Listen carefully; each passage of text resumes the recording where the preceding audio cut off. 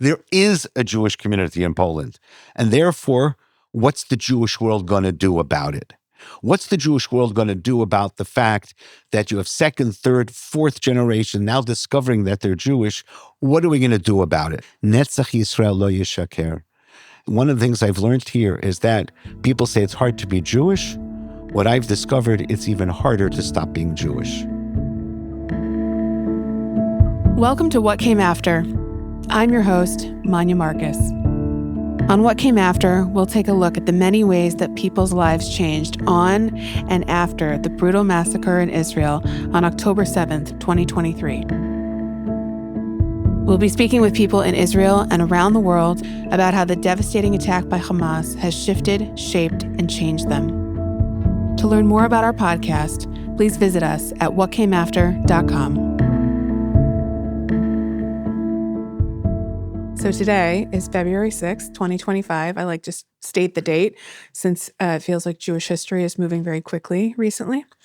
I am here with Rabbi Michael Schudrich. We are in the offices of Elnet in, I actually do think Warsaw is rather lovely. So I'm going to say lovely Warsaw. I agree. It's gray, but it's there's something to it. I am so curious how you, a New Yorker, I believe, came to be the Chief Rabbi of Poland. Being a New Yorker, I have a whole series of jokes that go with that. Okay. But perhaps I'll be serious for a change. Well, one of my favorite ones is that George Washington Bridge, that funny turn for Fort Lee, took the wrong one and ended up in Warsaw. But I started traveling to Poland when I just finished high school. 1973, I was 18 years old. I'd never been to Israel. And I'd saved enough money to go. And I was looking for one of those Jewish teen programs to go to Israel for the summer. And a friend of mine said, well, I'm going on this Jewish teen tour that's going through Eastern Europe, Soviet Union, and Israel. I said, whoa, that's for me. And each part of that trip was incredibly important for me. Being in Israel, the summer of 73, just before the Yom Kippur War, Soviet Union in 73, at the original détente, but also in the Soviet satellite countries. The non-Soviet Union, but Soviet satellite countries, Hungary, Czechoslovakia, Poland. Where the question is, what was really left? At that point, everybody thought in Poland there were maybe 3,000 old Jews. And it was over. And I don't know why, something irrational. I said, it does make sense. Maybe there is something left. So I started traveling back to Eastern Europe, non-Soviet Eastern Europe, in the 70s, 76, 77, 79. And by 79, I actually started meeting young Poles who had recently discovered their Jewish roots and were interested in learning more and trying to do something Jewish. So I understood that something could be here. It's a similar phenomenon that was going on also in Czechoslovakia and Hungary. And I finished my last position in 1989, came back to live in New York in the fall of 89. Democratic elections had just taken place in Poland. And I said, maybe it's time now to work in Eastern Europe. And by March of 90, I was working in Poland. Now, let me pause you there for a second and ask where you were working through 89. You said you had finished a job until then? I was the rabbi from 83 to 89 in Tokyo, Japan. Okay. So can't get a job in America. It's terrible. Wow, they keep running you out. So where did you get your smicha, your rabbinical degree?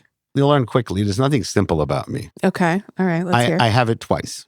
The first rabbinical degree I have, the first ordination was from the Jewish Logical Seminary in 1980. And when I came back from Japan, I saw that the conservative movement was going in a direction that wasn't the way I understood Judaism. So I then applied to go to Yeshiva University. Took me a while, but eventually I did get smicha through Yeshiva University in 2000. Okay, so you have double smicha. You've got to Israel via the Eastern Bloc, Soviet states. A little detour to Japan, and now you want to be in Poland after the first democratic elections. Correct. Do you have any personal or familial connection with this country? I do. I don't know what role it plays. The most clear answer is that I was here. I saw it. 73, which led me to come here in 76, which led me to come to 77. I spent the summer of 79 and 6 weeks in Poland. And saying, wow, there could be something here. But along with that, all four of my grandparents are from Poland. All four. But they left before and after World War I. My grandfather left. He told me he was from Russia because when he left in 1907, it was Russia. It was northeastern Poland. His wife we met in the States came from Southeast Poland, said she was from Galicia. As a kid on Long Island, I thought Galicia was a country. And my other grandmother said she was from Austria-Hungary, because she was. She was from Stanisław, which was outside of Lviv. So I never heard that until much later that I had grandparents from Poland. Now, if we get to the mystical level, for sure there's some connection. But on the practical, there isn't. The podcast is supposed to be about what happened for individuals and across the world after October 7th. We were just in the Poland Museum of Jewish History. It's really clear that there is an incredibly vibrant and most recently pretty tragic history of Jews and Judaism here. You exist, you work, you live, you have joy across that backdrop. How did October 7th hit you? How did it strike you? What did it feel like? Like almost every other Jew in the world, horrific. Shock. It can't be true. It happened on Shabbat, which was in Israel, Shmini Atzeret and Simchat Torah. But here, Simchat Torah was Saturday night, Sunday, as in all diaspora. And so we already heard Shabbat afternoon about missiles, some attacks, something horrific. We had no idea how bad. And the question was, I discussed with our rabbis, what do we do about Simchat Torah? Can we still have Simchat Torah after such an experience? We had said Simchat Torah night, Saturday night, we're not going to let Hamas stop us from having our holiday. And so we had a normal Simchat Torah. By the morning of Simchat Torah, we knew a lot more, it already was very muted. We did what we had to do, but without the exuberance and the happiness that we usually do it with. So I think that, in a sense, it's reflective of how we felt. I can't remember so well, because it's a period of shock, a period of hurt, but also a period of what am I supposed to do? When horrible things happen, my question is not, how bad is it? My question is, what can we do? So Monday evening, we had a memorial for all those murdered in support of all those captured as hostages, people being displaced. We started with pro-Israel rallies, demonstrations. We also even had a couple of counter demonstrations. Because the group was so small, we were able to do that here without any kind of physical consequence. But then constantly looking, what else could we do? Every day, we had a prayer for Tzahal, for the IDF. We had a prayer for the hostages every day since October 7th. We decided to remember those murdered by having people come to the Jewish cemetery of Warsaw and lighting a yurtzeit candle, that small memorial candle, 1,200 of them, and we put them in a line. There's no way to conceptualize 1,200, but when you see a line of yurtzeit candles lit at dusk, and you can't see the end, it makes it less foreign. Another thing that we did here is that I spoke to the city of Warsaw. The city of Warsaw has a small metro system, a subway system, and in the subway system, there is electronic advertising. It's basically a 5-minute loop, 15 seconds, it changes to another advertisement, and it goes for 5 minutes, and it repeats itself. And I said to the city, I want to have a 15-second slot to talk about hostages. And the way it's set up in the metro is that there are 3 windows and about 8-10 different places in each station. And the city agreed. At cost? I'm getting there. Okay. The window on the left said, you can help them. The middle one was a photo of one of the hostages.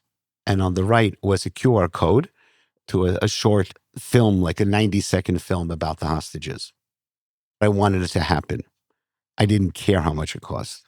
The city never sent me a bill. So I'm still waiting. I don't know, but I don't think they're sending it now. So it was done gratis. Makes it more amazing, especially since the city contracted out to an advertising firm to do it. But the city has a couple of slots within the 5 minutes. They get a couple of slots for free. So they gave me one of their slots. So it wasn't a simple thing. And it went on for a few weeks. It didn't go on for months and months, which I wish it did. But at least I feel we were able to do something. When you talk about this memorial, 1,200 yahrzeit candles lit, and you can't see sort of the horizon, again, I'm fresh from this museum. I think about the 3 million Polish Jews who were murdered in the Holocaust. Do you feel that the Jewish community here, has a particular muscle that you've developed for acknowledging, remembering, and responding to tragedy because of where we are? I would say both, that we may have the ability to respond because of all the tragedy cumulative our communities experienced. And I would say there's an additional layer of trauma because we've experienced it before. We know how it starts. We know the pain. Different countries in the Western world say we have the largest number of survivors, percentage-wise, number-wise. But people kind of forget that the Jewish communities in this part of Europe, it's basically 100% survivors. Those who were alive during World War II, it's 100% survivors. If they're here now, they were here then. Right. Now, many have passed away, but everyone born after the war is second generation or third generation, the fourth generation. But everyone here is a descendant of a survivor. So do we have a special muscle?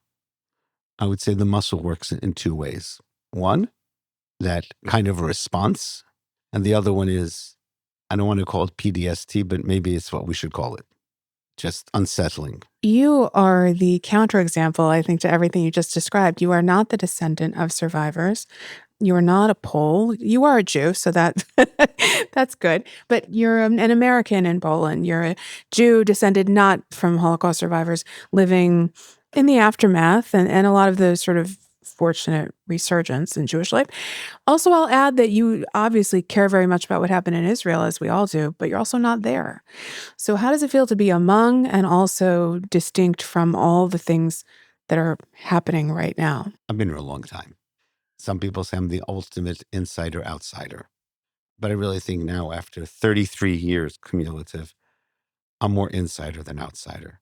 It's hard to say that I'm blessed, but I am blessed that my grandparents left when they did, before and after World War I. It certainly is a blessing. But being here so long, I hope that I share in the community experience of what it means to be second, third, fourth generation. Of course, I'm not. But I also, after so many years, feel that I have a much greater sensitivity to what people are feeling here, certainly when I arrived on the first day. What can you tell me about that first day, both in terms of what you wish you knew that you now know, and also how your rabbinic colleagues were responding to your decision to live here? It's a really hard question for me. I don't remember. It's also more nuanced. I was here a half a dozen times before I moved here. It wasn't like I was coming to a new place I never knew. The people who are my best friends today, we became friends in 1979, 11 years before I moved here. And so it's a process. I really came here with the question, are there any Jews left in Poland?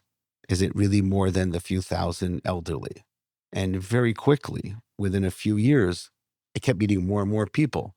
In the early mid-90s, I would meet the first Jewish visitors from abroad who came because they had roots from here.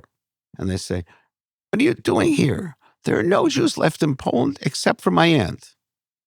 And the next person I met, there are no Jews here except for the guy I went to third grade with. And then, and after the fourth, fifth time I heard this, I said, wait a second, I got an aunt, I got a third grade friend, and the people I'm meeting, I think, maybe there's more than anyone imagines. And that's exactly what's happened. September 1st, 1939, World War II begins. At that point, there are 3.5 million Jews in Poland, the heart, the soul of the Ashkenazi world. Only 5 years later, 90% no longer alive, having been murdered by Germans and their accomplices.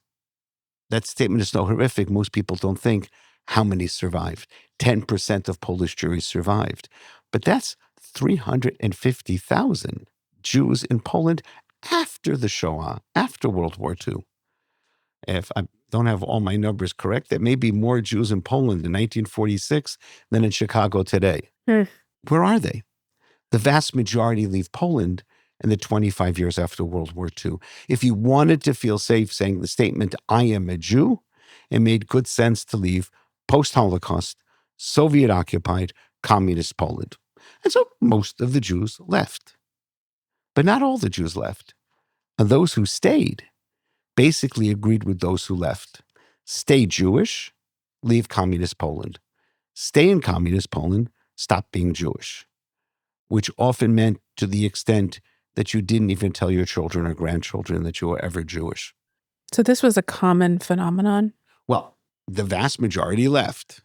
But even if we say the vast majority is 90%, that means 10% stayed, which is 35,000 who had children and grandchildren.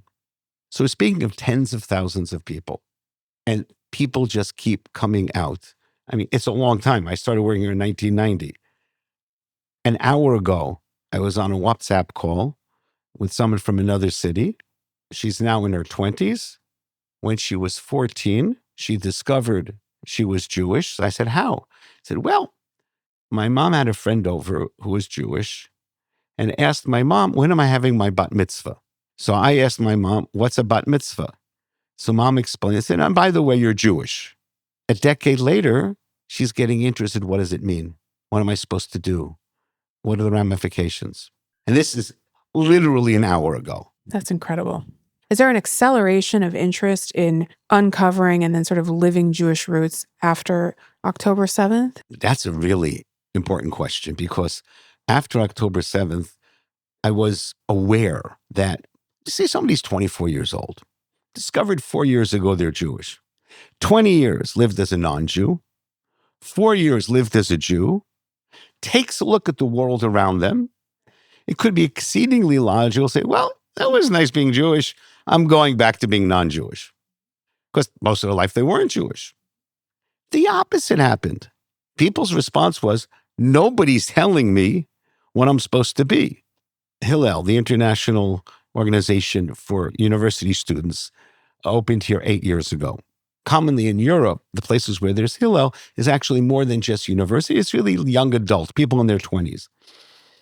Hillel actually started getting more people attending after October 7th, more people coming and asking for more activity. So it's a double thing, the number of events they want and the number of people. Hillel started having Friday night dinners about once a month, and it's a very mixed crowd. Whoever wants to come can come. You don't have to do anything, but it's a Shabbat dinner together. And they were getting 20, 30. It's now every other week, and they're getting over 60 people. Where is this, in Warsaw? It's a 10-minute walk from here. Wow. And not only that, but to the synagogue, which is across the way from here. We've already the last few years had, 5, 6 people in their 20s coming for our Shabbat prayers. Since, a half a year ago, it's anywhere from 10 to 20 now. Now, it's not huge numbers, but we're there to hopefully meet people's desires and needs. Opened 8 years ago by an incredibly dynamic young woman who happens to be my wife, Magda. So, is she Polish? Yes. And she has the same story about discovery. She told her parents about the Jewish roots in the family. How did she find out before they did? She found a diary of her grandfather in a stack of papers, which she understood as a teenager she wasn't supposed to read. So what do you do when you're a teenager and there's a stack of papers you're not supposed to read? Immediately stay up all night and read everything. Well, it's actually, she didn't stay up all night. She just waited till her parents left the house and then read it. But it's a similar phenomenon. Mm-hmm. And at one point, she just couldn't figure it out. She said, okay, guys, this is what we have here. Explain this to me. And it came out, a huge Jewish family. She converted later because it's from her father's side. But with lots of Jewish family in Israel, in Europe, in the States, and discovering them one by one, she has part of a big Jewish family. I was actually going to ask about this phenomenon because I think that there are a lot of people who are so moved to learn that they have Jewish roots, and then they feel there's this big barrier when they determine that, it's through the father's side, or, there's some cutoff, so they're not halakhically Jewish. I am a traditional rabbi, means Orthodox. Mm-hmm. That's okay. It's not a dirty word. I am committed to following halacha. So we all know that Jewish law halacha says, Jewish mother, you're Jewish. Jewish father, you are Zera Yisrael, the seed of Israel. You have a connection to the Jewish people, but not halachically Jewish. And somehow, over the 35 years, we have developed our own way. And that is, everyone is invited for Shabbat prayers, Shabbat dinner, the holidays, Hillel, this, that. Everyone is welcome. with Jewish roots. And by the way, if a non-Jew wants to come, which has no roots, you also can come to the prayers. But certainly want everyone to feel comfortable. And then it's that person's decision. What do they want to do? They have the option to convert. And if they decide never to convert, they're still welcome. They don't count in the minyan. They don't get called to the Torah.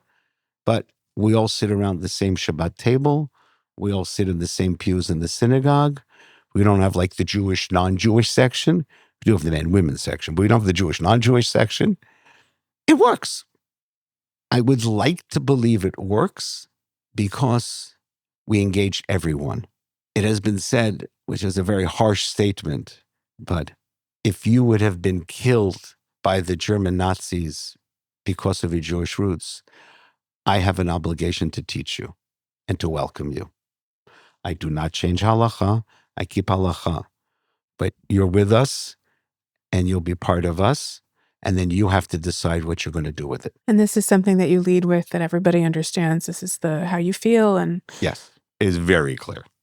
What is the conversion process like for folks who have roots and are interested in making that kind of final commitment? Like everywhere else in the world, we have classes. With this person I was speaking to earlier today, it's very clear that her mother's mother was Jewish. Absolutely no documents. So listen, learn about Judaism. What you need to learn and what a convert needs to learn, it's the same thing. Right. So I've never said I have a conversion class. Everyone calls it the conversion class, but we always actually have a few Jews there because they don't know and they want to learn. So come join us. So that's the same process. It's education. And then people need to see, once they start learning, what does Judaism really say about keeping Shabbat, kashrut, relations with human beings, A to Z? Then you make that decision. Do you want to make the commitment to convert or not? And whatever your decision is, you're still welcome. Do you identify as a Polish Jew at this point? Yes. I mean, identify as a Jew born in America who lives in Poland, who loves America, who loves Poland, and very much loves Israel. Do you feel that other parts of the diaspora overemphasize the tragedy that is here and we fail to understand other parts of the community? A lot of Jews focus on the negative. A lot of human beings focus on the negative. We focus on the horrors of the Holocaust. And we can never forget the horrors of the Holocaust. It's also kind of hard to forget the horrors of the Holocaust when we live in Warsaw. But there needs to also be something wonderful about being Jewish. There's something beautiful about being Jewish. There's something uplifting about being Jewish. I'm not sure this is going to answer your question, but I'm going to share with you a story because I'm a rabbi. In the weeks and first months after October 7th, I made the huge mistake of going to sleep looking at my Instagram. Huge mistake. And because I kept looking at certain things, Baruch Hashem, my algorithm brought me to like tough things, but also some amazing, wonderful things. I didn't get all the Hamas propaganda, but watching Instagrams of just horrific stuff. But what really made me cry, and I, like many other Jews around the world, I don't know how many nights I cried myself to sleep. I was watching our people being together, watching our people help each other, watching our people sing Am Yisrael Chai, whatever else. Unbelievable. The strength of the Jewish people, the resilience of the Jewish people. We're not giving up. And in the end, never to be afraid. Marian Tursky, an amazing human being, an amazing Jew, 98-and-a-half-year-old survivor, spoke at the 80th anniversary of the liberation of Auschwitz last week. And for me, his key sentence was, Kol ha'olam kulo gesher tsar ma'od, va'ikar lo lefached klal. It's from Nachman of Uman, Breslov, that the world is a narrow bridge, and the key is never to be afraid. We cannot be afraid. And that's what we do. We cry, we mourn, but we're not afraid. I want to ask you a different kind of question about being here now. When I told members of my home shul community that I was taking this trip through Europe, The reaction to Paris, Brussels, Amsterdam was, I don't think you should go there. That doesn't sound very safe. But when I mentioned that I was coming to Poland, oh, yeah, that sounds good. That'll be interesting, right? There's no sense of fear now. 2025, the sense is that these places in Western Europe, now I should, watch myself. And in the places that used to be associated even 15 years ago with much more tragedy and darkness are places that are pretty welcoming to the Jews. What is that like for you? I am imagining that has been a big shift since 1990 to now, that people feel that Poland is a good place for Jews. People outside of Poland feel that. As you can see, I'm a little speechless. It seems unusual. We could speak, yes, very much. We could speak of the irony of history, the cycle of history. We could also approach it, why is it better here than in Western Europe? I would also find hopeful, maybe this is the right word, is that people knew how to change their mind. It's not easy. Jews knew how to change their minds. Yeah, it took a while, but they took a look at reality and they saw that it's different. Part of it is Poland would never let Muslims come in, which probably has to do with certain kind of racism. But there's also something else going on here, way deeper. We do have people now who are pro-Hamas, anti-Israel. Just like everywhere else in the world, they can make a lot of noise. But it's a very small group for many reasons. One reason still has to do with John Paul II, the Polish Pope, the first Pope in 2,000 years to say anti-Semitism is a sin of the Catholic Church. Hugely changed the Catholic Church and changed Poland more. Poland's desire to be part of the West. And that's, of course, now a mixed blessing. At the beginning, it really helped. Now, I don't know where it is. But there's another reason, equally important, perhaps even more important, and that is Poland is a country surrounded by historic enemies. Germany to the west, you don't explain that. Russia to the east is not just a historic enemy, it's a current threat. And also, by the way, Sweden invaded in 1651. But okay, maybe we can forget about that one. But the Poles don't, because they're like Jews, they remember. And so Poland is a country surrounded by historic enemies, and not only historic. They take a look at Israel, way smaller, population way smaller, geography way smaller, surrounded by much bigger enemies. And they say, look at Israel. They know how to defend themselves. They know how to create a country with a vibrant culture, education, high-tech, military. We want to be like Israel. It is so interesting that you say that, because when I was at the museum this afternoon, Marta, the head of Elnet, who I'll be speaking with a little bit later, she showed me a map. And she explained this detail of World War II, which I didn't know, which was that there was an agreement between the Nazis and the Russians that they were going to divide Poland, and there was going to be non-aggression. And I looked at the map and I saw the plan to attack from the left and attack from the right. And I thought, this really reminds me of the ring of fire that Israel sits within. I mean, we know Hezbollah was ready to attack, and, it kind of got late to the party. And Iran. And Iran, I think that this is really true. It makes me want to ask questions about how you work in your communal life, in your religious life at all, with non-Jewish Poles. What's your interaction with that community like? Excellent. With some of them. Poland's 40 million people, so I don't know all of them. And there's some of them I don't want to talk to. There is a much larger number of people in this country that have positive sentiments towards Israel than people outside of Poland ever imagine. I walk on the streets. I take the trains. I take domestic flights. I meet people all the time. And in the months after October 7th, overwhelmingly, very positive. We're with you. Horrible what happened to Israel. Anti-Israel statements, maybe 2 that I heard on the street. So maybe I'm lucky and I didn't pass the bad guys on the street. But when I heard a bunch of times, we're with you, it's meaningful. So the question then, if we go a little deeper, why did Jews have the impression that Poland was so anti-Semitic? And the reason for that is that anti-Semitism was normal in Europe, in the United States, before World War II. We kind of forgotten that now.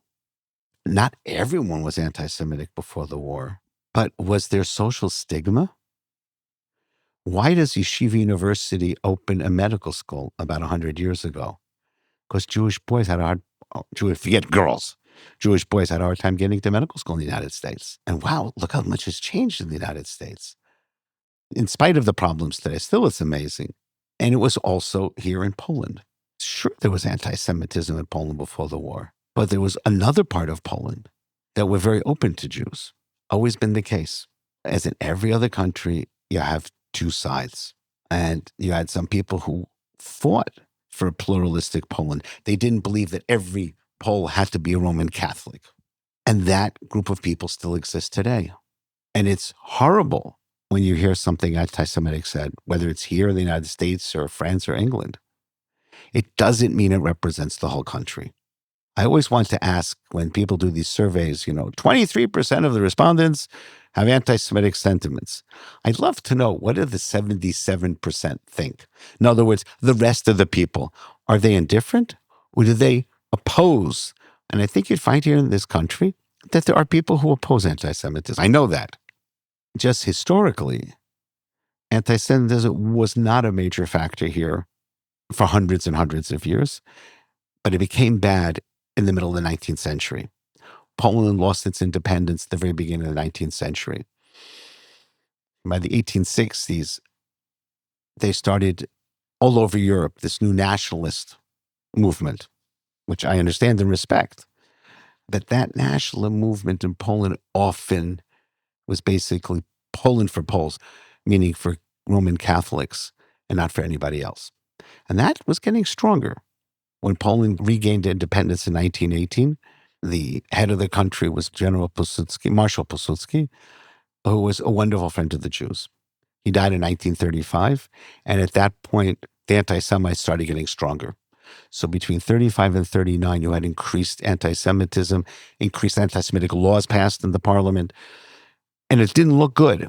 But then September 1st, 1939, the world changes. Germany invades, and we're not talking about anti-Semitic laws, ghetto benches, limiting what parks. You're talking about genocide. It's a different story.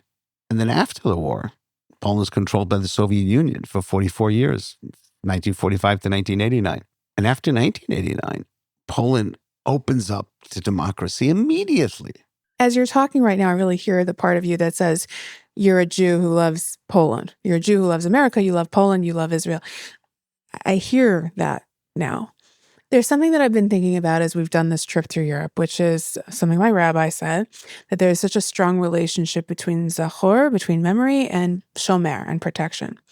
And obviously I knew the really tragic history here, but I didn't know anything about the fact that the first Israeli embassy ever in the world was opened here in 1948, which I found remarkable.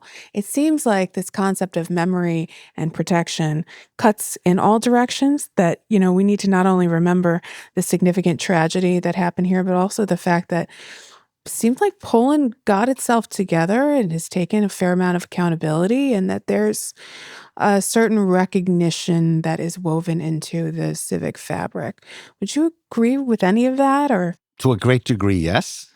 First of all, Shamor v'Zachor comes from the 10 Commandments are repeated twice in the Torah, once in Exodus, once in Deuteronomy. When it comes to the mitzvah of Shabbat, the first time it says Zachor, the second time it says Shamor, and that's where it comes from. A lot of Poland got it right. Not everybody. It's a battle, like everywhere else.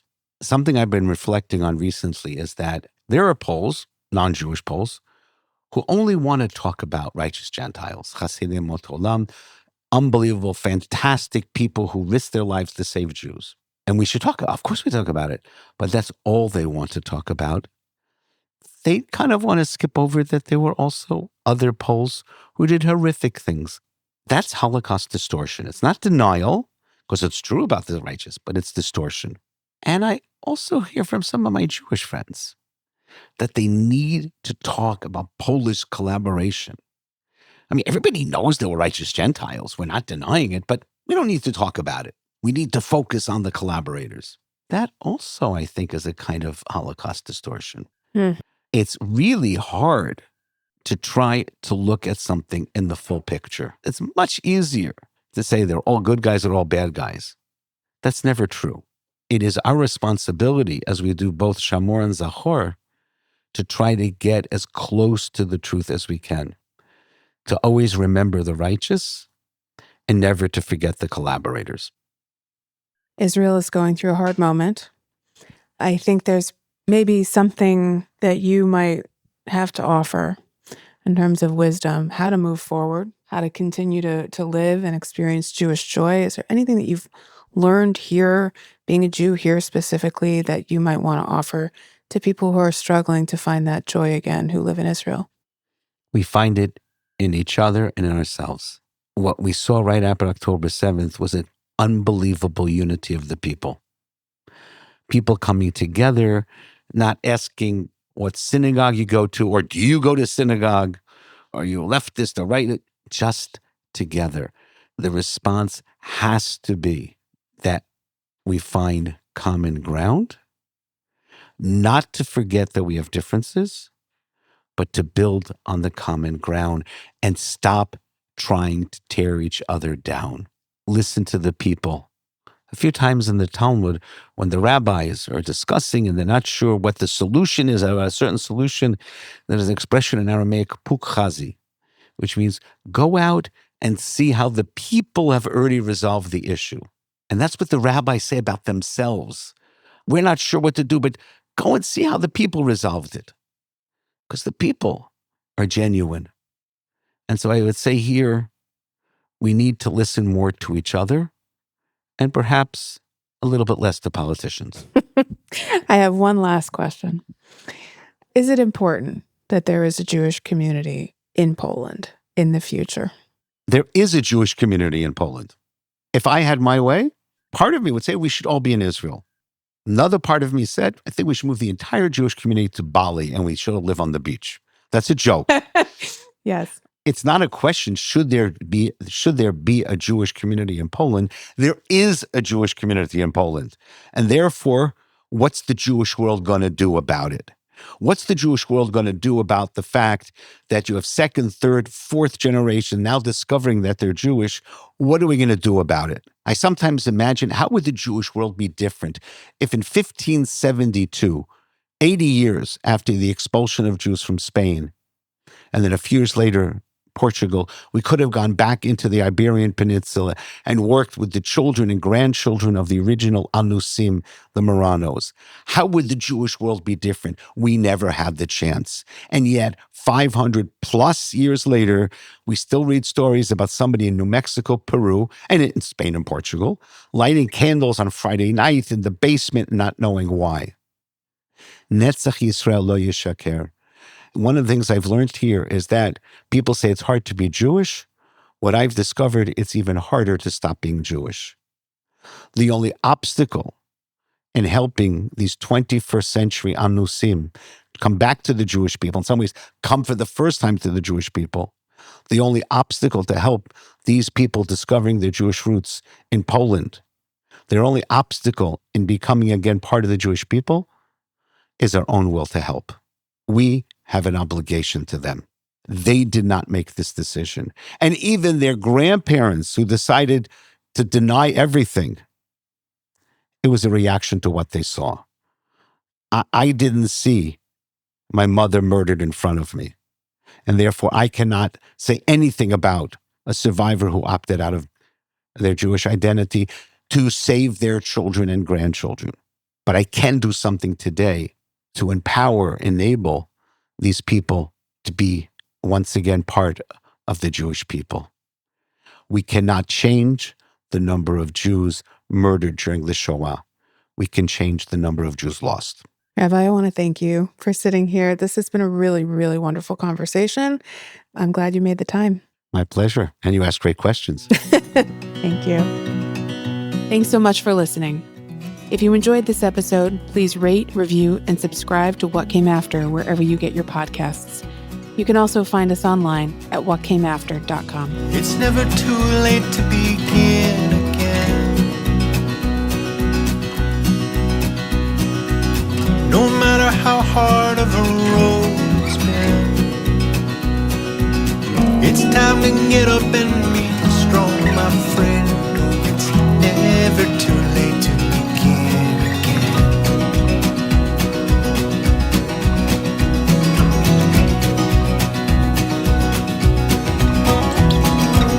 So no more living in your stories past. That kind of energy will drain you fast. Here come the good old days around the bend. Oh, it's never too late to begin again. Ya-da-da.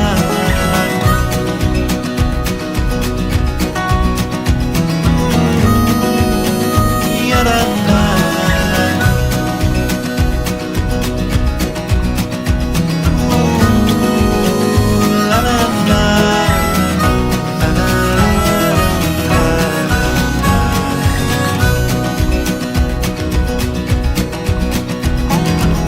So keep on hiking up that mountain top.